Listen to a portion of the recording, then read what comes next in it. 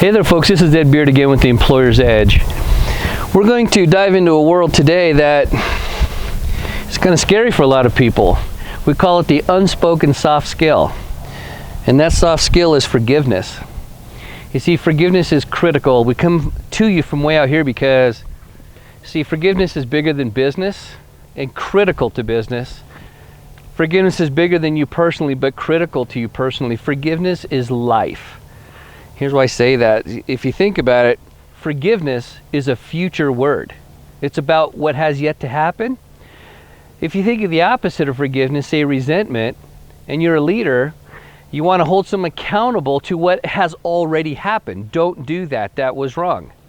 But if you forgive them, you can now hold them accountable to what is yet to be done correctly, what is in the future to be done better. But you have to forgive first. That's why it's so critically important. And if you have struggled for a long time as a leader, perhaps what's missing is that element of forgiveness.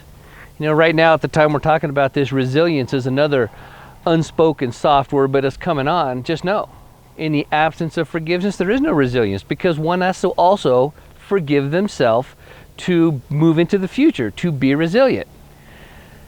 It's interesting how CEOs of just huge companies have been able to get there without forgiveness. It's a world they often don't like to play in because it's very uncomfortable. They're not very well practiced at it, and they might look bad if they dive into it, and whatever that looks like, they may not be successful.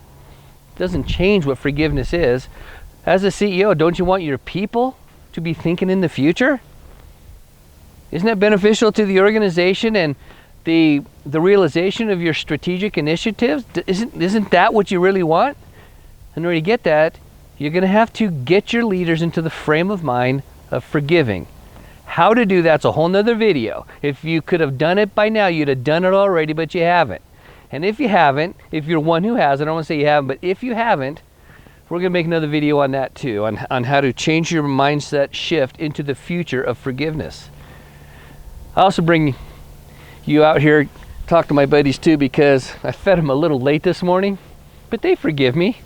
They just want to get fed now and move on into the future.